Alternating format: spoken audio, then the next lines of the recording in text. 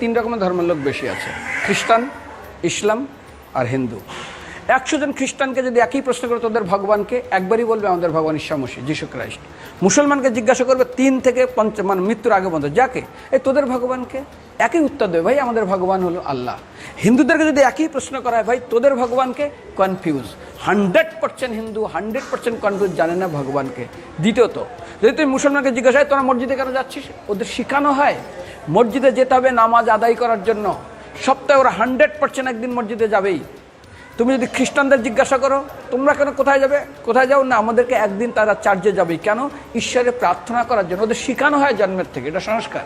আর হিন্দুদের যদি জিজ্ঞাসা করে তোমরা মন্দিরে কেন যাচ্ছ, হ্যাঁ আমার ছেলের বিয়ে হচ্ছে না, আমার মেয়ের বাচ্চা হচ্ছে না, আমার বাবা হসপিটালে আছে, কালকের আমার মামলার ডেট আছে, আমার ব্যবসা খুব খারাপ, আমার শরীর খুব খারাপ।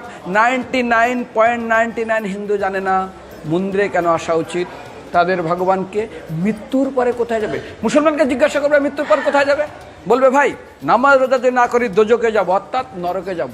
যদি হিন্দুদেরকে জিজ্ঞাসা, ওদেরকে বলবে আর যদি করো নামাজ রোজা করি তাহলে বেহেশতে স্বর্গে যাব। যদি খ্রিস্টানদেরকে জিজ্ঞাসা করো, এই তোমরা যদি আমরা ঈশ্বর আরাধনা করি হেল অর্থাৎ নরকে যাব। যদি বলা হয় যদি করো ঈশ্বর আরাধনা তাহলে তোমরা হেবেন স্বর্গে যাব। আর হিন্দুদেরকে বলে যে তোমরা মরার পরেই 99% হিন্দু এটাই বলে, মিথ্যাই বলে, আমার বাবার সাজ্ঞানে স্বর্গে গিয়ে বসেছে। তোর বাবা কি জমি কেনা আছে নাকি স্বর্গে? তোর বাবা জমি কেনা আছে যে তোর বাবা মরার পরে স্বর্গে গেছে হোয়াটসঅ্যাপ করে দেখি এই যে অ্যাটাচ বাথরুম টয়লেট আমি একদম ভালোভাবে পৌঁছে গেছে, তোর বাবা স্বর্গে গেছে জানিস তুই? আরে মৃত্যুর আগে এত কষ্ট পায়, এত কিছু করে, মারার পরে আমার বাবা স্বর্গে গেছে। আরে যখন পুলিশে কোনো কয়েদি কোনো অপরাধীকে ধরে 2-4টা ডান্ডা মারে, তারপর থানায় গিয়ে আরও ট্রিটমেন্ট করে, তারপরে কোর্টে বিচারে, তারপর জেল কাটে, মৃত্যুর আগে এত কষ্ট করে আমরা মারা যাই, মারা পরে আমার বাবা স্বর্গে গিয়ে বসে আছে, ওর বাবার জন্য জমি কেনা আছে না, এরকম বলা যাবে না। এই জন্য আমাদের শাস্ত্র বলে পরলোকগত, স্বর্গীয় বলে না।